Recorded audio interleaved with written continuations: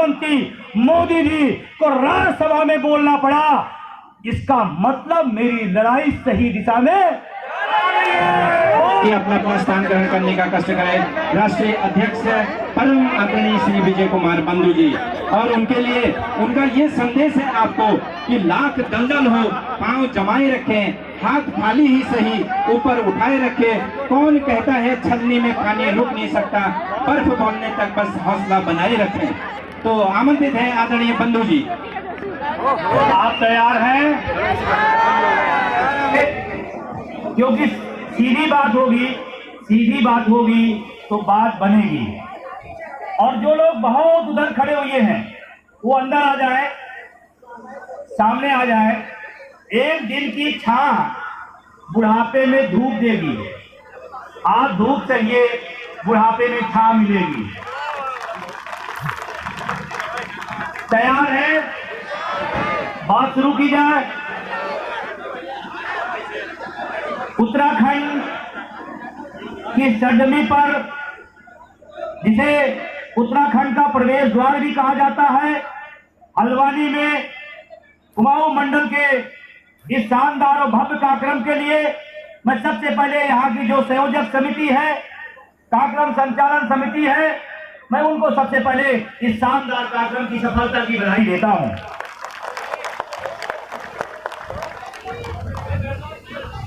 उसमें हमारे चाहे प्रदेश अध्यक्ष जीतमणि पन्नूरी साहब हो, इंजीनियर मुकेश रतूड़ी जी हो, इंजीनियर कमल पाठक जी हो, कार्यक्रम आयोजित किया। ध्यान रखना, अब आप लोग शांत रहेंगे, आप लोग बात नहीं करेंगे। अब या तो बात सुनिए या तो अपनी बात कहिए, अपनी थोड़ा सा शांति बनाइए। और अभी तालियां बजी थी, मैं आपसे कह रहा हूं, तालियां जब बजाइए तो भरपूर बजाइएगा, नहीं तो चुटुर पुटुर तालियां बजने से पिछले 13 साल में पेंशन का मुद्दा नहीं बन पाया। आपने पिछले 8 साल में जम के बजाया, देश का सबसे बड़ा मुद्दा बन गया। तो जब बजाइए तो, और एनओपीएस की वो शानदार तालियां पूरे हिंदुस्तान को। आज पुरानी पेंशन देश का सबसे बड़ा और ज्वलंत मुद्दा बन गया, जिस पर प्रधानमंत्री जी को भी बोलना पड़ गया। अब मैं हमारे साथ जो चल के आए हुए हमारे राष्ट्रीय मीडिया प्रभारी मनजीत सिंह पटेल जी, जिन्होंने भारत के पूर्वोत्तर राज्यों में बहुत शानदार काम किया और तमाम 7 सिस्टर को उन राज्यों को भी एनएमओपी के साथ खड़ा करने का काम किया, मैं उनको भी साधुवाद और धन्यवाद देता हूं। उनके साथ पूरी टीम दिल्ली की जो आई, चाहे अखिल अख्तर जी हो, अरविंद जी हो, या जो टीम हमारी वहां दिल्ली चल के आई, उनका भी अभिनंदन स्वागत है। लेकिन उत्तराखंड की जो जोश और जुनून वाली टीम है, चाहे उसमें अवस्थी जी हो, चाहे उसमें सूरज सिंह पवार जी हो, या हमारे और तमाम सारे साथी विकास जी हो, या जिले ब्लॉक मंडल के प्रदेश के पदाधिकारी हो, सबने खून पसीना अपना बहाया। और अभी आपने बहुत जल्दी एक कार्यक्रम उत्तरकाशी उत्तरकाशी का बहुत बड़ा कार्यक्रम आपने किया, वहां के भी साथियों को राष्ट्रीय अध्यक्ष होने नाते एक सफल कार्यक्रम की बधाई देता हूं। हमने कहा बार बार न बजाइएगा, जब बजाइएगा, नहीं तो ना बजाइएगा।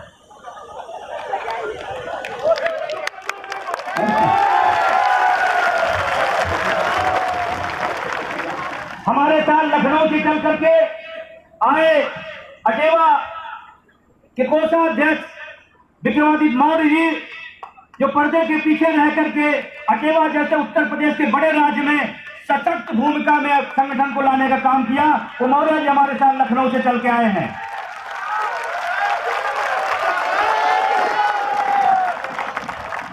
अटेवा उत्तर प्रदेश के हमारे बहुत ही कर्मठ साथी, अटेवा उत्तर प्रदेश के प्रदेश उपाध्यक्ष चंद्रहास जी, जब जब भी यहाँ पर हमें जरूरत पड़ी हमने चंद्रराज जी को भेजने का काम किया, सहयोग करने के लिए हमेशा खड़े रहते हैं। उनका भी अभिनंदन स्वागत।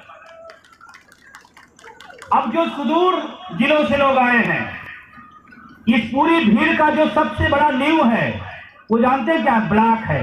ब्लॉक के लोग आए हैं क्या? आए हैं क्या? ये असली ताकत है नव ओपीएस की। ये ब्लॉक के पदाधिकारी, ब्लॉक के जो साथी हैं, असली ताकत हमारे एनएम ओपीएस के वो नींव के ईंट हैं। उन ब्लॉक के पदाधिकारियों सदस्यों को भी मैं धन्यवाद देना चाहता हूं। लेकिन उनको ला के काम करने वाले जो जिले के पदाधिकारी होते हैं, जिला संयोजक, जिला अध्यक्ष हमारे और जिला बाड़ी, उनको भी धन्यवाद, क्योंकि वो इंजन होते हैं। वो खींच को डिब्बे को यहाँ तक लाते हैं। वो जिला कार्यकारी के साथियों को मेरा अभिनंदन। हमारे इस बीच में तमाम विभागों के लोग आए हैं, तमाम विभागों के लोग आए हैं। वो चाहे इंजीनियर संघ हो, चाहे शिक्षक संघ हो, चाहे राजकीय शिक्षक संघ हो, मिनिस्ट्रियल एसोसिएशन हो या आयुर्वेदिक संस्थान हो, जो भी संस्थान है, एनएम ओपीएस एक ऐसा गुलदस्ता है जो सारे विभागों का शानदार नमूना है और इसी का नाम एनएम ओपीएस है, जिसमें सारे लोग शामिल होते हैं। एनएम ओपीएस जिंदाबाद, सारे लोग शामिल होते हैं। एनएम ओपीएस जिंदाबाद, जिंदाबाद। तीन विषय पे आपसे बात करूंगा: पेंशन, एनएम ओपीएस और आगामी कार्यक्रम। आप सुनना चाहते होंगे ना, आगे क्या होगा? सुनना चाहते हैं ना? तो पेंशन पे बात होगी, एनएम ओपीएस का संघर्ष, तो उसका परिणाम क्या है और आगामी कार्यक्रम क्या हम देने जा रहे हैं, वो आपको यहाँ तीन बातों पर आपसे बातचीत होगी। तैयार है? कुछ लोग जल्दी में तो नहीं है, कुछ लोग जल्दी में तो नहीं है। जो जल्दी में हो अभी जा सकते हैं, लेकिन जब ऑपरेशन शुरू हुआ उस बीच में न उठिएगा, नहीं फिर ऑपरेशन गड़बड़ होगा, डॉक्टर की जिम्मेदारी नहीं है। ये ध्यान रखिएगा। अभी जिसको जाना हो, मैं जानता हूं उत्तराखंड पहाड़ी इलाका है, कोई 4 बजे निकला है, कोई बिना खाना खाए निकला है, किसी ने ब्रश भी नहीं कर पाए हैं। मैं जानता हूं उन पहाड़ी इलाके से लोग आए हैं, उन दूर रास्तों से लोग आए हैं। ये खरीद के, ये किराए पे लोग लाए गए हैं। ये अपने बुढ़ापे की लाठी के लिए उस दूर रास्ते से निकल के आए हुए हैं। मैं इस बात को जानता हूं।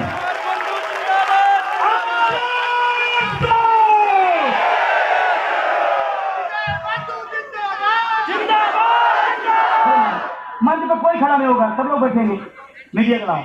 और यहाँ हमारे पुलिस विभाग के लोग आए हैं, मैं उनका भी अभिनंदन करता हूं। एक मजेदार लड़ाई है, उनको भी पेंशन चाहिए लेकिन हमको रोकने भी आते हैं। मतलब गजब का खेल है। लेकिन मैं आपको बताना चाहता हूं, पुलिस के साथी जो यहाँ खड़े हैं उनका भी अभिनंदन है।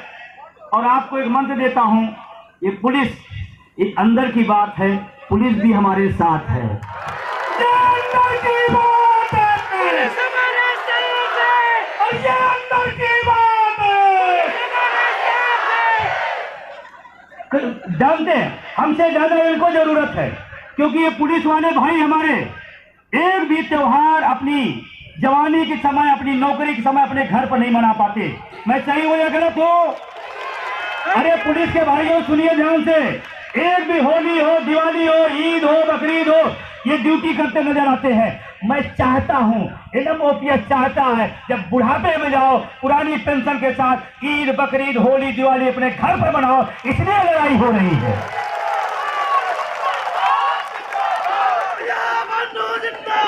इसलिए लड़ाई हो रही है।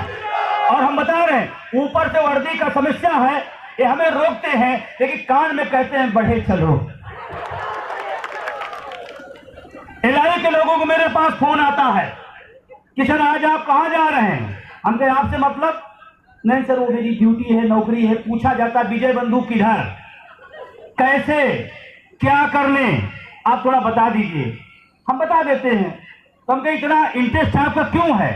तो कहते साहब 2013 की ज्वाइनिंग हम भी चाहते हैं पुरानी। हिंदुस्तान का इकलौता आंदोलन है जो सरकार की बनाई व्यवस्था को भी तोड़ देता है। यह है एनएम ओपीएस का बैनर, यह है इस आंदोलन की ताकत। मुझे याद है जब उत्तराखंड में आया, तमाम सारे साथी जब शुरुआती दौर में मैं इस आंदोलन में आया था, वहां पर रैली किया था। कौन सी जगह थी वो? पहली बार नो नो नो वो जहां सड़क के किनारे था, नवोदय विद्यालय में। वहां पर हमारे शुरुआती दौर में जब अटेवा को या एनएमओपीएस को खड़ा करने आया उत्तराखंड में, तो शुरुआती दौर था, हम 500 लोग थे। कई साल पहले की बात है, 500 लोग थे और 1500 पुलिस थी रोकने के लिए, क्योंकि हम लोग विधानसभा जा रहे थे। हमारे साथी डर गए, अरे क्या होगा सर, 500 लोग, 1500 वो लोग। हम कहे चिंता न करो, ये अपने भाई हैं, नौकरी भले सरकारी करते हैं, दिल से हमारे साथ हैं। और उनके जो आईपीएस मैडम थी, मुझे नाम नहीं याद आ रहा है, वो 2007 की थी। हमने मैडम आपकी ज्वाइनिंग कब की है? कहें 2007 की। हम कहे आपकी लड़ाई लड़ रहे हैं, विधानसभा ले चलिए। कहें सर बोलिए ना, वहां तक ले चलेंगे। और हम लोग गए थे, जो लोग उस समय साथ रहे होंगे, हम लोग विधानसभा के गेट तक गए थे।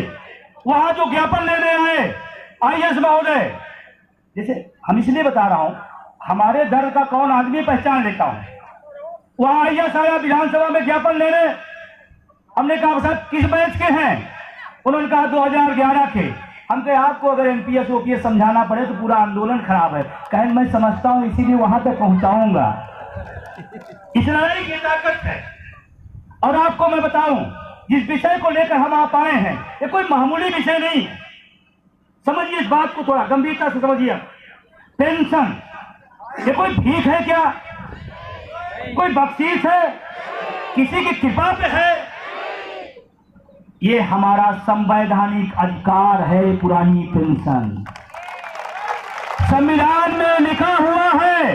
बाबा भीमराव अंबेडकर साहब ने कलम चला के गए हैं, कर्मचारियों को पुरानी पेंशन ये सरकार का दायित्व है, ये लिख कर गए हैं बाबा साहब को। मैं नमन करता हूं बाबा साहब को। ये कोई भीख नहीं है, ये कोई बख्शीश नहीं है, ये कोई कृपा नहीं है। सुप्रीम कोर्ट ने भी बोला है, पेंशन को लाइन दिया, शब्द दिया है। सुप्रीम कोर्ट ने कहा पेंशन, पुरानी पेंशन बुढ़ापे की जो लाठी है, वो कर्मचारियों को पेंडिंग वेतन है।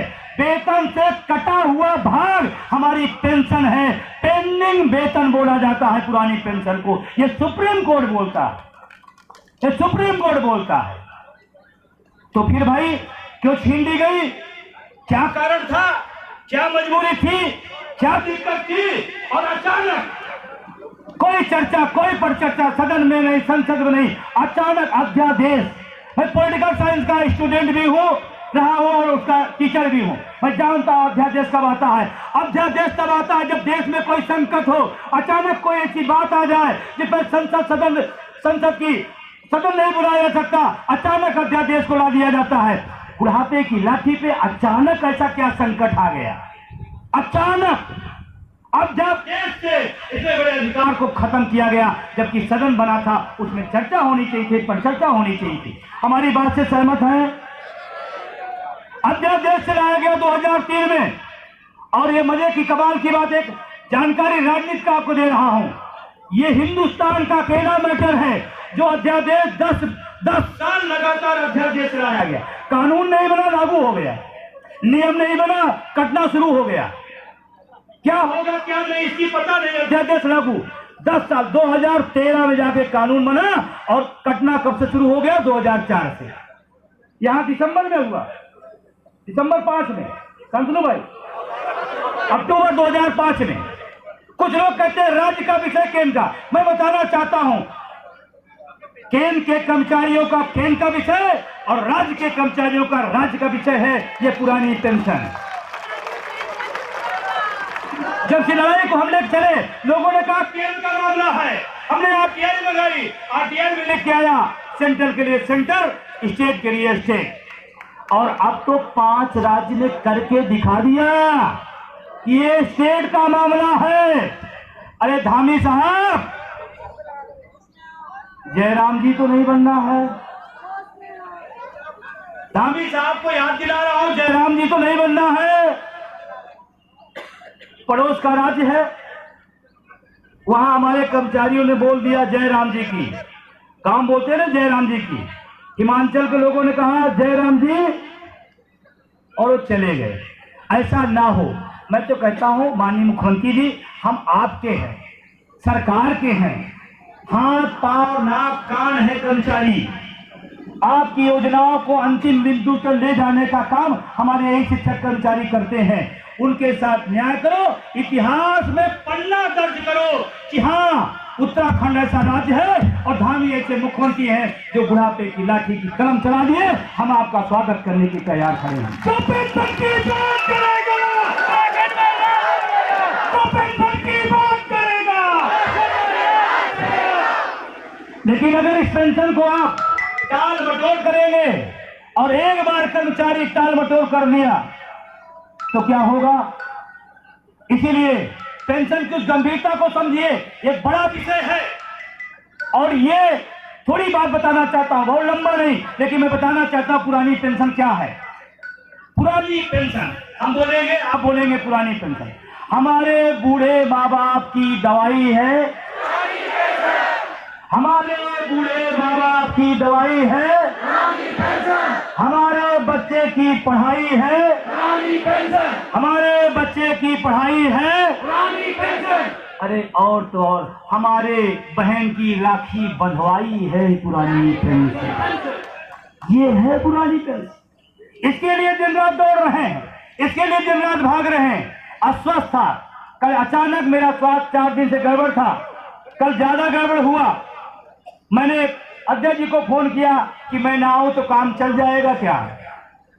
हमने कहा मैं आ नहीं पा रहा हूं, अस्वस्थ हूं। मैंने अध्यक्ष महामंत्री को बताया, देखो आपका नेतृत्व कैसे पीड़ा में रहता है। ये निराश हो गए, कह नहीं अध्यक्ष जी ऐसा होगा तो बड़ी दिक्कत हो जाएगी, क्योंकि आपको सुनने के लोग तमाम पहाड़ी इलाकों से लोग आ रहे हैं, हम क्या समझाएंगे, क्या उत्तर देंगे। आप जैसे भी हो दवा खा के जैसे भी डॉक्टर लेके आ जाइए, और अस्वस्थ होने के बाद भी आपके बीच में मैं आया हूं। विजय बंधु जिंदाबाद, विजय बंधु जिंदाबाद। और इसलिए बताने आया हूं कि पेंशन हमारे लिए कितनी बड़ी चीज है, एक जीवन का आधार है।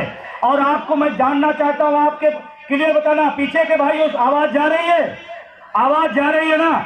एक सवाल आपसे पूछना, आप जो एनपीएस में रिटायर हुआ होगा और जो ओपीएस में रिटायर हुआ होगा, दोनों के बीच में किसी दिन चले जाना, दोनों के बहुत बड़े फर्क हैं, बहुत बड़ा फर्क है। जो एनपीएस में है उसकी घर में इज्जत नहीं है।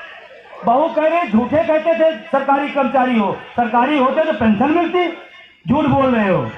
कहीं संविदा और सोर्सिंग वाले तो नहीं थे। सही ऐसी स्थिति बन रही है, ऐसी स्थिति बन रही है। और जो लोग पेंशन पा रहे हैं पुरानी पेंशन, आप जाना, उन्होंने कहा कि बहू आज हमको हल्द्वानी जाना है, हमको 6 बजे निकल जाना है, चाय दे देना थोड़ा, अपने बच्चे लड़ रहे हैं उनका साथ देना है। बहू जानती है 6 बजे नहीं बाबूजी 5 बजे, और थोड़ा काफी ले लीजिए, काजू खा लीजिए, गाजर का हलवा भी है, और इतना खाने के बाद ड्राई फ्रूट अलग से रास्ते में लेते जाइएगा, कहीं कोई दिक्कत ना हो। आप जानते उस बुढ़े से नहीं प्यार है, हर महीने की पहली तारीख को पुरानी पेंशन आती है। ध्यान से समझिएगा मेरी बात को।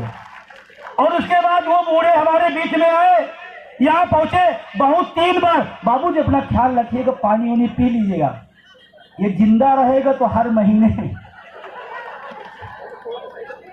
सच बात बता रहा हूं आपको, ये मैं कोई कहानी नहीं कर रहा हूं, आप जाकर देख लेना अपने आसपास। और उसके बाद यहां से लौटने तक घर तक, बाबूजी अच्छा कुमाऊं, अच्छा यहां पहुंचा है, बहुत ध्यान रखना, आपका चश्मा तो सही है नहीं, बेटे को, आपके बेटे को भेज देता हूं, अंधेरा हो जाएगा, लेने चला जाएगा। जानते हैं इतना ध्यान, उस बुढ़े की कोई औकात नहीं है, जो औकात है वो ओपीएस की है, वो ओपीएस की औकात। क्यों पाठक जी, ओपीएस की औकात है।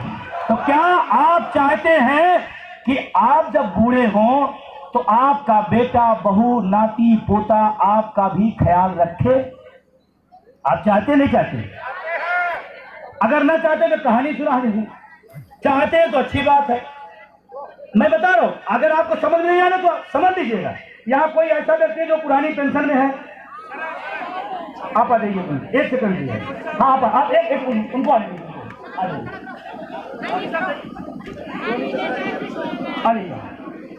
ठीक है।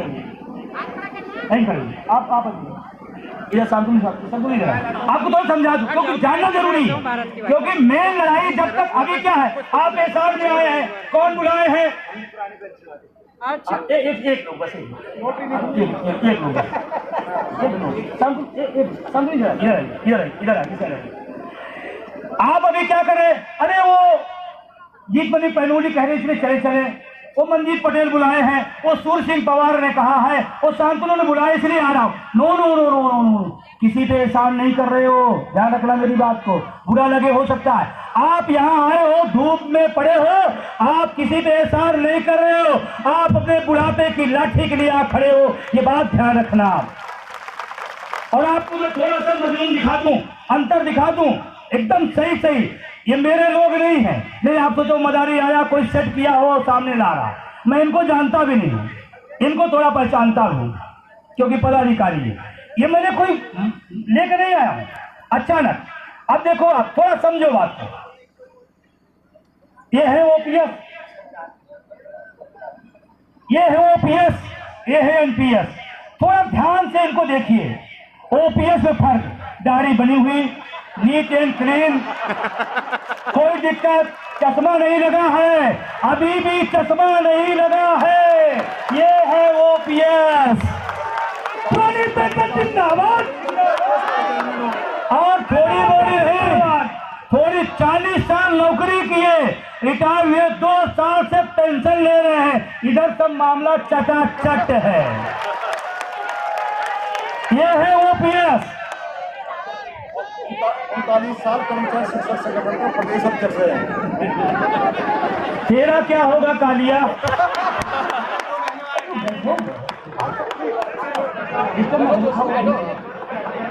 इधर इधर भाई साहब थोड़ा सा ऐसे आ जाइए तो इनको देख ले, तेरा क्या होगा कालिया? देख रहे हो आप, दाढ़ी अभी से ही, चश्मा, क्योंकि इधर पेंशन है, इधर टेंशन है, ये एनपीएस है, ओपीएस है, समझ में आ रही बात ना? अभी से क्या होगा बुढ़ापे में, कैसे होगा, बेटा काम आएगा, बहू काम आएगी, नहीं आएगी, पेंशन मिलेगी नहीं मिलेगी, जो पैसा हमने एलआईसी में जमा किया है वो चाहे एनपीएस के थ्रू वो कहीं अडानी लेके भाग गया तो मेरा क्या होगा? देश का पैसा लेके भाग रहा मैं तो बुढ़ापे में टेंशन में मरे जा रहे हैं सारे, इसलिए तो पैसा भी कर रहे। अब एक छोटी सी बात है, अब इनका समझ के कहानी ना, अब उत्तराखंड यहाँ ठंडी भी खूब पड़ती है, मनोहर मिश्रा जी है, अब आप समझो ठंडी पड़ती है, अगर रात में ठंडियों के समय, इस बात को तो समझिए, ये मजाक नहीं, तो हम जो समझा रहे हैं इसको समझिए, ये रात में खूब बढ़िया ठंडी में कमरे के अंदर, भाई क्यों यार एक बात बोल दिया, अब ये रात के 2 बजे ठंडी हो, उत्तराखंड में ठंडी होती नहीं होती है? अरे बोलो भाई, यही समस्या है। आप सोचो विजय बंधु अकेले बोले, हमको ना बोलना पड़े, कहीं सरकार ऐसे न गड़बड़ कर दे। अरे भाई सरकार कहती एक विजय बंधु के बोलने से मैं नहीं देने वाला, जब पूरा उत्तराखंड बोलेगा तो हम देंगे, इस बात को समझो आप। और जब बोलने के समय आप बोल दिया करो, तो संघर्ष करो, रात के 2 बजे हैं, रात के 2 बजे हैं, हवाएं ठंड चल रही है, एक कमरे के अंदर सो रहे हैं, रजाई हो रहा है, फिर भी ठंड लग रही है, इनको खांसी आ गई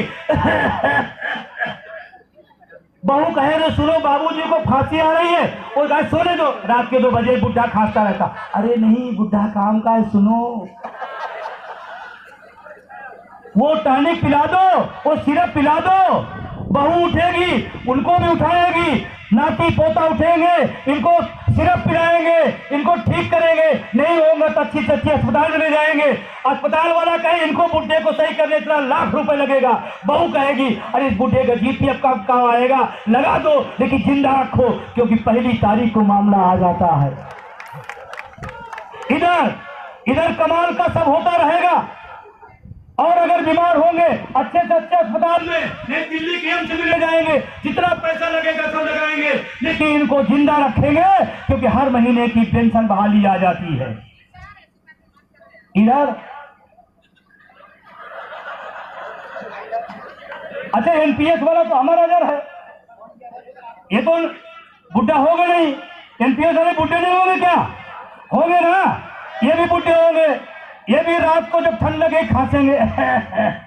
बहू उस समय भी उठोगी, कहेगी ये सुनो, ये बुढ़ा रात भर सोने नहीं देगा, खांस खांस के गड़बड़ करनी।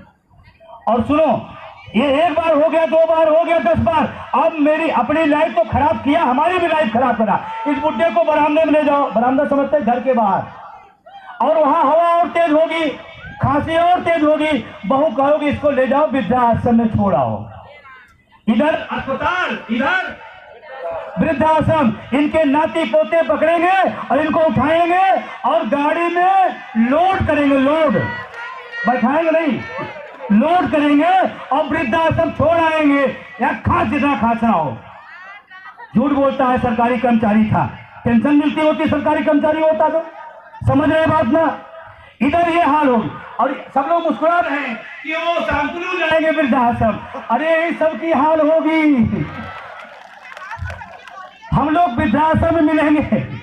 आप चाहते हो वृद्धाश्रम में, मैं चाहता हूं वृद्धाश्रम न जाना पड़े, इसके लिए अगर दिल्ली चलना पड़े तो तैयार हो। वृद्धाश्रम या दिल्ली, वृद्धाश्रम या दिल्ली, दिल्ली चढ़ाई किया जाएगा। तो ये ओपीएस समझ गए आप। दोनों भाइयों को बहुत बहुत धन्यवाद। भाई तो बुरा न मानिएगा, नहीं हमारे यूपी में कहते जब बाहर निकलो बताता हूँ। हम तो है ना जहाज की रचना हम सहयोग बना हो गए, एक बार सुन, तैयार है कहा? वृद्धाश्रम में दिल्ली, एक बार जोर से बोलो, वृद्धाश्रम में दिल्ली, मुट्ठी बंद कर बोलो, वृद्धाश्रम में दिल्ली, दिल्ली। तो आप पेंशन समझ गए, अब दिल्ली की तरफ चलते हैं। एनएमओपीएस क्यों? एनएमओपीएस क्यों, कैसे, किधर? एनएमओपीएस कितने लोग जानते हैं? National movement for old pension, अखिल भारतीय राष्ट्रीय आंदोलन, पुरानी पेंशन बहाली राष्ट्रीय आंदोलन, जो कन्याकुमारी से कहां तक है? बोल नहीं रहे हो भाई, ऐसे पेंशन नहीं मिलेगी। कन्याकुमारी से, आप लोग बैठ जाइए, बैठ जाइए, अभी नहीं जाना है, बैठ जाइए। ये मातृशक्ति संघ होता है, कृपया बैठ जाएं, 2 मिनट बैठ जाएं। आप एनएमओपीएस ने क्या किया? बैठ जाएं, बैठ जाएं। एनएमओपीएस ने क्या किया? इस आंदोलन को, जो मुर्दा हो गया था, मुर्दा पेंशन जो कब्रगाह में चली गई थी, ये मुद्दा वहां दफन हो गया था। एनएमओपीएस ने उस मुद्दे को वहां से उखाड़ा, लाया, खींचा और पाला, खड़ा किया, और एनएमओपीएस की ताकत आज हिंदुस्तान का सबसे बड़ा मुद्दा बना दिया। ये एनएमओपीएस की ताकत है। एनएमओपीएस जिंदाबाद, ये एनएमओपीएस की ताकत है। और इसीलिए मैं कहना चाहता हूं, इधर उधर नहीं, इधर चले जाओ, उधर चले जाओ, ऐसे आपका आंदोलन कमजोर होगा। पेंशन मतलब एनएमओपीएस, पेंशन मतलब बोलते क्यों? उत्तराखंड के लोग खाना नहीं खा के आए क्या भाई? पेंशन मतलब एनएमओपीएस, पेंशन मतलब एनएमओपीएस। अब इसने क्या क्या किया, 2 मिनट में जानो। आप मुद्दे को कहां पहुंचा दिया? देश के नंबर 1 मुद्दे पर बना दिया। और पहले जो कर्मचारी संगठन थे, सबसे लास्ट में हमारा मुद्दा रखते थे, रखते थे। आज सब संगठन कम मजबूर है एनएमओपीएस के सबसे बड़े मुद्दे को पहले नंबर पर रखने को, है या नहीं है? पहले सबसे पीछे रहता था, अब कहाँ है? सबसे ऊपर, सबसे आगे। किसकी बदौलत है? एनएमओपीएस। ये इसी बैनर की बदौलत है, इसी की ताकत है, आपका संघर्ष है, आपका सहयोग है। और क्या हुआ? और क्या हुआ? जो कर्मचारी शिक्षक संगठन, जबकि उत्तराखंड में तमाम शिक्षक कर्मचारी संगठन बहुत ताकत के साथ एनएमओपीएस साथ खड़े हुए हैं, मैं उन सबको धन्यवाद देना चाहता हूं। बहुत अच्छा है, यहाँ पर अच्छा लगता है मुझे आकर के। उत्तराखंड में कोई इधर उधर नहीं, कोई इधर उधर नहीं, सारे के सारे लोग एनएमओपीएस साथ। उसके बाद क्या हुआ? जब इस संघर्ष को लेकर हम लोग आगे बढ़े, एक राज्य से दूसरे राज्य, तीसरे राज्य, चौथे राज्य, 5वें राज्य, और आज पूरा देश जब चला, तो चलते चलते 5 राज्य में पुरानी पेंशन,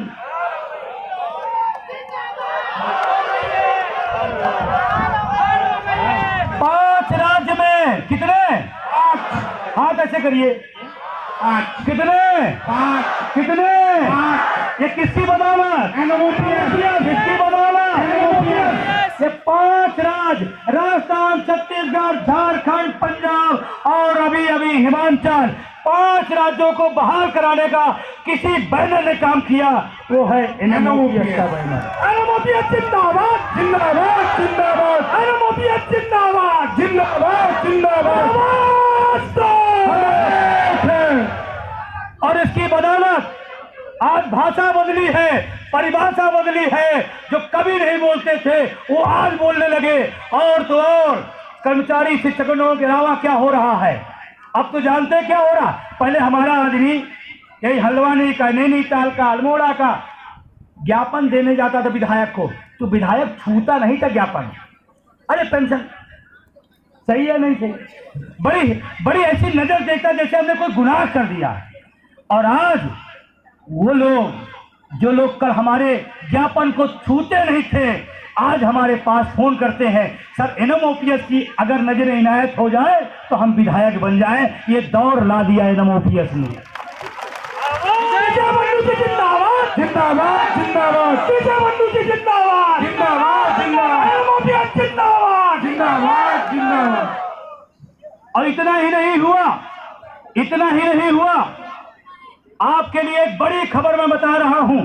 अगर आपको जानकारी है तो अच्छी बात, नहीं जानकारी तो मैं आपको लेके आया हूं। इस एनएमओपीएस ने क्या किया, आज विधायक बदल दिए, सांसद बदल दिए, यहां तक सरकार, राज्य की सरकारों को भी बदलने का काम कर दिया। ये एनएमओपीएस के लोगों की बदौलत हुआ है। आज तमाम आपके राज्य में भी तमाम दल बोल रहे हैं मेरी सरकार बनते मान। ऐसा लोग बोल रहे नहीं बोल रहे? पूरे देश के अंदर तमाम दल ऐसे हैं जो कह रहे हैं मेरी सरकार बनाओ, ओपीएस हम लागू करेंगे। बोल रहे नहीं बोल रहे? बोल रहे। उसी हिमाचल के अंदर मार्च में मैं रैली करने गया था, लोगों ने लाठियां चलाई, पानी की बौछारें की। हम लोग कसम खा के आए जो हमारी बहाल नहीं करेगा उसे बाहर कर दिया जाएगा। और हिमाचल ने बदल के दिखा दिया। बंधु जी संघर्ष करो, हम तुम्हारे साथ हैं। बंधु जी संघर्ष करो, हम तुम्हारे साथ हैं। सरकारें बदली हैं, विधायक सांसद बदले हैं, और जो पुरानी पेंशन नहीं बहाल करेगा आने वाले समय में खुला ऐलान है उसको भी बदलने का काम करेंगे। एनएमओपीएस जिंदाबाद, जिंदाबाद, जिंदाबाद, एनएमओपीएस जिंदाबाद, जिंदाबाद। और क्या हुआ, इतना ही नहीं, इतना ही नहीं हुआ, विधानसभा से लेकर संसद से लेकर सड़क तक चारों तरफ एक ही मुद्दे की चर्चा है। और सबसे बड़ी चर्चा जिसकी मैं बात करना चाहता हूं आपसे, ये चर्चा इस देश के सबसे ताकतवर प्रधानमंत्री, इस देश के सबसे, क्या कहूं,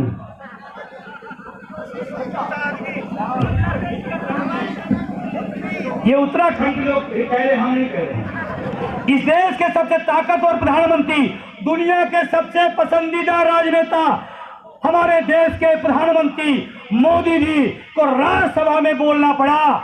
इसका मतलब मेरी लड़ाई सही दिशा में। कौन लोगों ने कहा मोदी जी ने हमारे खिलाफ बोला।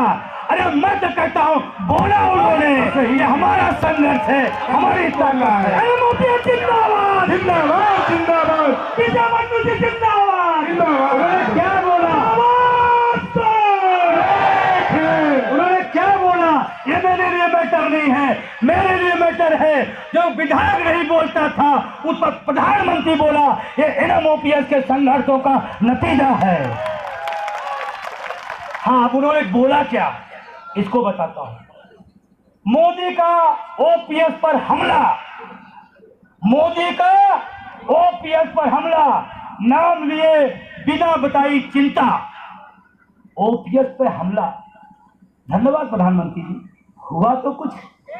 और ये गाना पुराना है, मुझे पता है, आपको भी पता होगा, ना ना करते प्यार तुम्ही से कर बैठे, करना था इनकार मगर लेकिन इकरार तुम्ही से कर बैठे। आप साथ देना, आप साथ देना। यही प्रधानमंत्री मोदी आज जो ना कर रहे हैं, अरे कांग्रेसी कम ना किए थे क्या? ये भी ना करते थे। ऐसा गोटी फिटक हो गया कि अब कह रहे माँ चंडी की कसम, माँ चंडी की कसम मेरी सरकार बनाओ। पहली कलम से पहली कैबिनेट में ओपीएस बहाल हो जाए। ये कोई शौकिया नहीं है, ये आपकी संघर्ष की बदौलत है। क्यों? आपने विभागों की सीमाएं तोड़ा, पदों की सीमाएं तोड़ा, गुटों की सीमाएं तोड़ा और इकट्ठा हो गए। इसलिए उनको लगा अब तो खटिया खड़ी और कुर्सी गई। हमारे यूपी में लोग कहते हैं, आपकी तरफ कहते नहीं। वैसे उत्तराखंड भी पहले एमपी था, छोटा भाई। उसके बाद मोदी जी ने कहा अनर्थनीति को अनर्थनीति में तब्दील ना करें। फिर उन्होंने कहा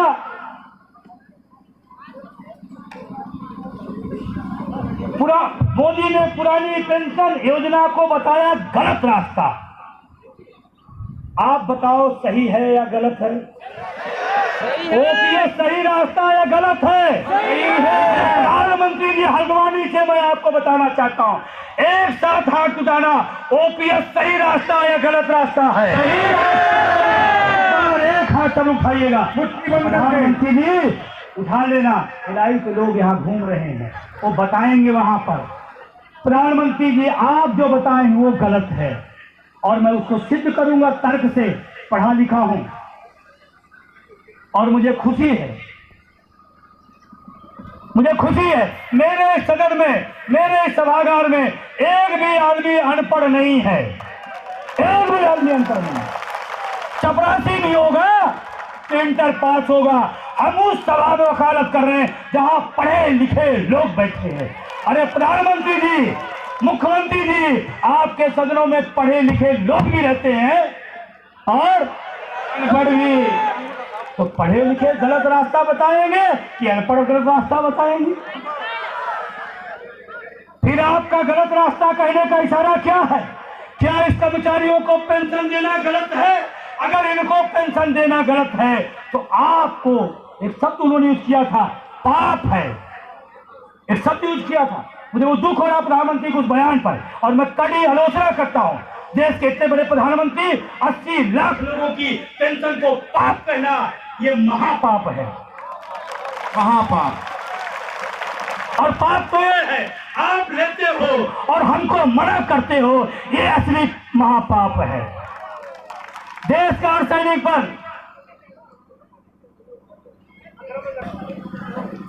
देश का सैनिक बल, उत्तराखंड में सैनिकों की भूमि है या नहीं है? और यही प्रधानमंत्री जी आए थे, हल्द्वानी में भाषण देख गए थे। हल्द्वानी को क्या बोला था? हल्द्वानी क्या बोला था?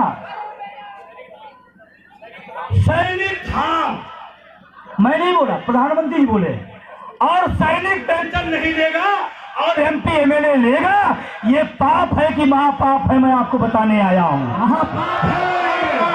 देश का बॉर्डर पर रहने वाला अर्धसैनिक बल, देश की सुरक्षा में जान देने वाला अर्धसैनिक बल, उसको पेंशन से वंचित करना और राजनेताओं को पेंशन देना, ये है असली महापाप। महापाप, महापाप, ये है असली महापाप। मैं गलत हूं या सही हूं? सही है आप। सही है। सैनिक धाम हल्द्वानी सैनिक धाम है। यहां से मैं ऐलान कर रहा हूं, अगर अर्धसैनिक बलों को पेंशन न देना आपकी नजर में देना पाप है तो मैं निवेदन करना चाहता हूं, ये पाप आप लोग कृपया करके बंद करिए और नेताओं की पेंशन बंद करिए। और अभी कल की खबर है, आपको मैं अपनी तरफ से नहीं बता रहा हूं, मेरा मोबाइल कहां, आपको मैं अपनी तरफ से बता रहा हूं। दैनिक भास्कर का कल की खबर है, कल की खबर, राजस्थान के मुख्यमंत्री, कल की खबर है। मैं जो बोलूंगा कुछ नहीं बोलूंगा और ये मेरी खबर नहीं है, ये मीडिया के लोग इसको छाप ले आराम से, जो लोग कवर कर लें। ये दैनिक भास्कर की कल की खबर है। मैं इसलिए बताना चाह रहा हूं, ये वसुंधरा सिंधिया भूतपूर्व मुख्यमंत्री हैं, भूतपूर्व मुख्यमंत्री हैं, राजा महाराजा लोग हैं। एक चपरासी बेचारा राजा है क्या? अगर वो राजा होता तो चपरासी क्यों बनता? एक प्राइमरी का मास्टर राजा है क्या? और आप राजा महाराजा हो, और मैं नहीं लिखा हूं, दैनिक भास्कर कल की खबर है, 1,19,000 वसुंधरा जी सिंधिया को पेंशन मिलती है। सेम सेम सेम सेम ये है महापाप। उनको जरूरत है क्या? नहीं। बोलो भाई, नहीं। 1,19,000 रुपए भूतपूर्व मुख्यमंत्री सिंधिया साहब को पेंशन मिलती है, और प्रधानमंत्री कहते हैं मास्टर पाएगा तो महापाप है। Same same same same. दूसरी तरफ खड़े हैं गुलाब चंद कटारिया, इनकी पेंशन है 1 महीने की 1,43,000 रुपए पर मंथ। ये महापाप है, ये महापाप है। और ऐसे पूरे देश में हजारों हजार सांसद विधायक हैं जो पेंशन ले रहे हैं। बात समझ में आ रही नहीं आ रही? समझ में आ रही है? अभी तो यहाँ है, हाथ ऊपर करिए। समझ में आ रही है? आ रही है। पाप हमारा लेना उनका नहीं है। और मैं एक बात गंभीरता देते हुए अगले कदम पर चलता हूं। इस देश के अर्धसैनिक बलों को पेंशन मिलनी चाहिए कि नहीं मिलनी चाहिए? मिलनी चाहिए। एक बार हाथ ऊपर थे, मुट्ठी बंद करके, मुट्ठी बंद। अर्धसैनिक बलों को पेंशन मिलनी चाहिए कि नहीं? मिलनी चाहिए, मिलनी चाहिए, मिलनी चाहिए। अगर अर्धसैनिक बलों को पेंशन नहीं दी जा रही है तो मैं फर्जी राष्ट्रवाद पर सवाल उठाता हूं। नेता पेंशन लेगा, अर्धसैनिक बल नहीं लेगा, ये राष्ट्रवाद नहीं है, ये फर्जी राष्ट्रवाद है, फर्जी राष्ट्रवाद है। बंधु जन संघर्ष करो, बंधु जी संघर्ष करो। और आपको मैं बहुत गंभीर बात बताता हूं, बहुत ध्यान से सुनिएगा मेरी बात को। मेरे पास रोज फोन आते हैं, पीछे बात, हमारे पास रोज फोन आते हैं। अभी आप लोग बैठे रहेंगे, अभी हम लोग मार्च निकालेंगे, तैयार है आप लोग? तैयार है। भागेंगे तो नहीं? नहीं। जाएंगे तो नहीं? नहीं। अभी हम लोग मार्च, और मार्च बहुत जरूरी है क्योंकि ये भीड़ सड़कों पर दिखनी चाहिए। आम लोग जाने कि हमारे सैनिक बलों की पुरानी पेंशन की मांग करने आए। हल्द्वानी जाने, नैनीताल जाने, पूरा उत्तराखंड और पूरा देश जाने, इसलिए मार्च भी निकालेंगे अभी कुछ देर में ही। मेरे पास हर सैनिक, ये क्या यार आप लोग, मंच पे कितनी बार मैंने बोला कि आप लोग बैठ जाइए, कोई आवाज नहीं मंच पे करेगा, बैठ जाइए आप लोग।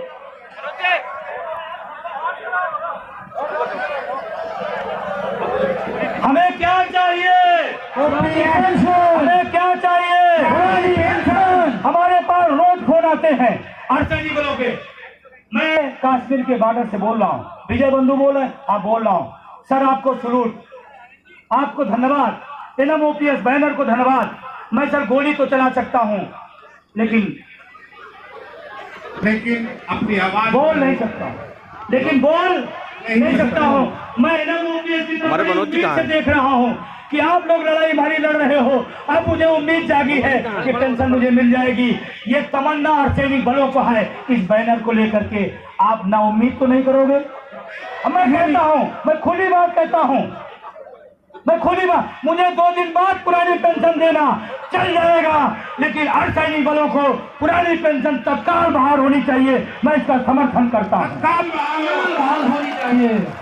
एक फोन आया असम के बॉर्डर से, मैं अर्धसैनिक बल बोल रहा हूँ। हमने कहा बोलिए, कहा सर मैं घर का अकेला बेटा हूँ, मैं अकेला इकलौता बेटा हूँ, मेरे 2 छोटे छोटे बच्चे हैं, मेरे बूढ़े माँ बाप हैं, और मैं अर्धसैनिक बल हूँ। मैं देश के लिए जान देने के लिए बॉर्डर पर 0 टेम्परेचर खड़ा हूँ, उस पहाड़ी इलाके में खड़ा हूँ जहाँ खड़ा होना मुश्किल है, उस क्षेत्र में खड़ा होना मुश्किल है जहाँ रास्ते नहीं है। मैं वहाँ खड़ा होकर के अपने पीठ पर बंदूक टांग करके देश की रक्षा करने के लिए जान देने के तैयार हूँ, लेकिन रात में मुझे नींद नहीं आती। जब से मैंने आपको सुना, जब से आपको मैंने देखा, जब से आपको मैंने जाना कि इस देश के नेताओं को पेंशन मिलती है और मुझे नहीं देती, मुझे बहुत चिंता होती है कि मैं जब गांव जाऊंगा, जब मुझे पेंशन नहीं मिलेगी तो मैं अपने बूढ़े माँ बाप को अगर चश्मा बनाएंगे तो उनकी रोशनी देने का काम मैं कैसे करूंगा? मेरे बच्चे अगर चॉकलेट मांगेंगे तो मैं उसे चॉकलेट कैसे दूंगा? मेरी पत्नी अगर मुझे अपनी साड़ी मांगेगी तो मैं कैसे दूंगा? कई कई रात में सो नहीं पाता हूं, बहुत चिंता में हूं। ऐसे अर्धसैनिक बलों की स्थितियां हैं। तो मैंने उनसे कहा, आपके दुख को मैं समझता हूं, लेकिन चिंता न करना, ये सारे लोग आपके पुरानी पेंशन की जिम्मेदारी लेते हैं और इस देश में पुरानी पेंशन बहाल करा के दम लेंगे, ये मैं आपसे वादा लेता हूं। हमने वादा उनसे लिया है। आप साथ दोगे? आप साथ दोगे? मैंने वादा किया है, आप देश की हिफाजत करो, तुम्हारे सुरक्षा की हिफाजत, सामाजिक सुरक्षा की हिफाजत हम सब मिलकर करेंगे। एनएमओपीएस जिंदाबाद! एनएमओपीएस जिंदाबाद! अब आप समझो, इस तरह की लड़ाई है। आने वाले टाइम में जैसे 5 राज्य हुए हैं, एक नारा लगाना, आज 5 प्रदेश, कल पूरा देश। आज 5 प्रदेश, आज 5 प्रदेश, कल पूरा देश। अब आपको मैं बताऊं, आगामी कार्यक्रम हमारे तय होने वाले हैं। 5 तारीख को दिल्ली में, दिल्ली की टीम ने वहां पे